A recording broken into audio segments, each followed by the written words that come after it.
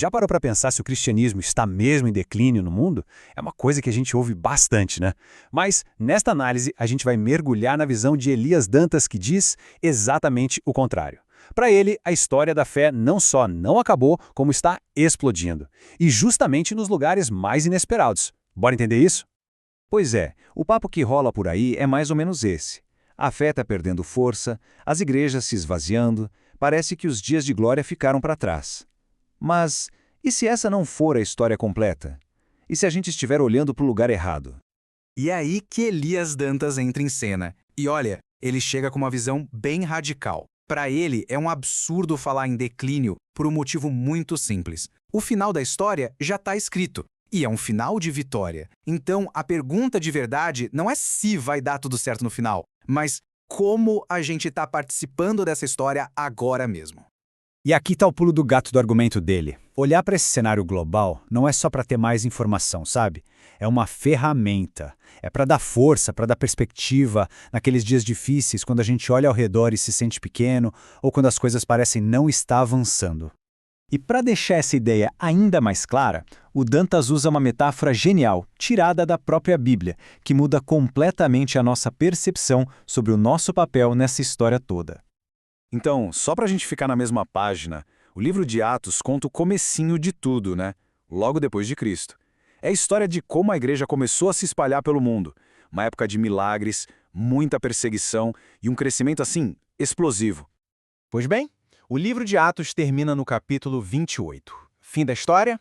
Ou será que não? O Dantas joga uma provocação no ar. E se o plano nunca foi que a história acabasse ali? E é aqui que a coisa fica sensacional. Para Dantas, Atos é um livro aberto. O capítulo 29 está sendo escrito agora, nesse exato momento. E quem está escrevendo? Nós. Cada pessoa que crê está lá, colocando o seu parágrafo, dando continuidade ao que começou lá atrás.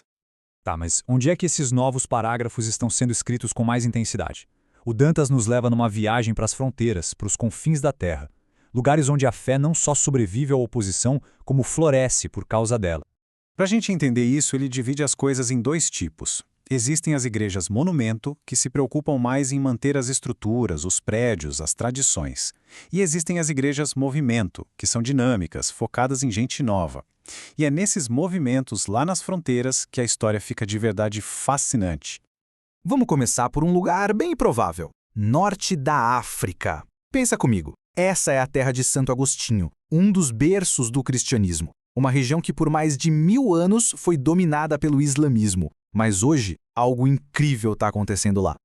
E olha, não estamos falando de pouca coisa. O Dantas traz números que são difíceis de processar. Na Argélia, por exemplo, mais de 70 mil novos convertidos. Agora se prepara. No Egito, ele fala de um fenômeno de 7 milhões de convertidos em 5 anos. 7 milhões. Esses números simplesmente destroem a ideia de declínio. É claro que um crescimento desses não vem de graça, né? Dantas conta o caso do pastor Salaheddin, lá na Argélia. A igreja dele, com 1.200 pessoas, todas ex-muçulmanas, foi fechada pela polícia. Mas a resposta que ele deu ao mundo, nossa, mostra uma força inacreditável. Agora, vamos dar um pulo para o outro lado do planeta. Vietnã. Hoje, segundo Dantas, o país tem 1,2 milhões de cristãos protestantes. Já é um número de cair o queixo, certo? Mas o que choca de verdade é de onde esse número veio. Em 1972, numa região onde missionários foram mortos, existiam apenas 120 cristãos. 120! É como dizem, né? O sangue dos mártires é a semente da igreja. Imagina só esse salto. De 120 para mais de 1 milhão. É surreal. E o Dantas bate muito nessa tecla. Esses números impressionantes têm um custo humano altíssimo. Esse crescimento nas fronteiras não é um passeio no parque. Ele é pago com sacrifício, com dor. Uma das histórias mais pesadas que ele compartilha vem do Egito. Lá, a pergunta que se faz antes do batismo não é simbólica, é bem literal. Ele conta o caso trágico de uma jovem universitária super inteligente que fez a sua escolha e pagou o preço mais alto que existe, pelas mãos da própria mãe. Mas, de onde vem uma convicção tão absurda? Antes do batismo, perguntaram para ela se estava pronta para morrer por Cristo. E essa foi a resposta dela. É uma certeza que, segundo Dantas, marca essa nova geração de cristãos nas fronteiras. E tem outra história. Nossa, essa é de doer. Uma mulher na Jordânia, quando se converteu, foi expulsa de casa. Um tempo depois, o ex-marido fez uma proposta cruel. Ele se ofereceu para vender os próprios filhos de volta para ela. E essa mulher trabalhou, sem parar, por 1 ano, para conseguir comprar os filhos de volta.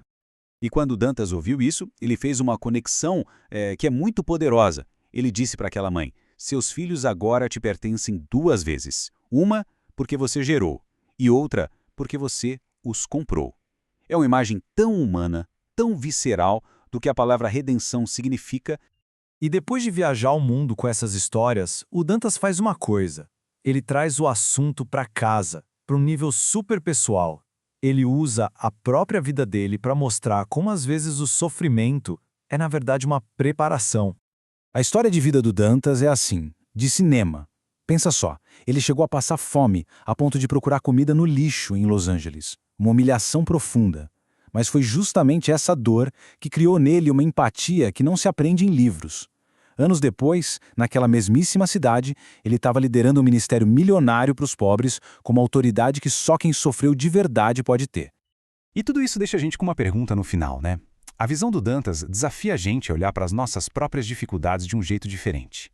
E se a luta, a dor, o desafio não forem um sinal de que algo deu errado?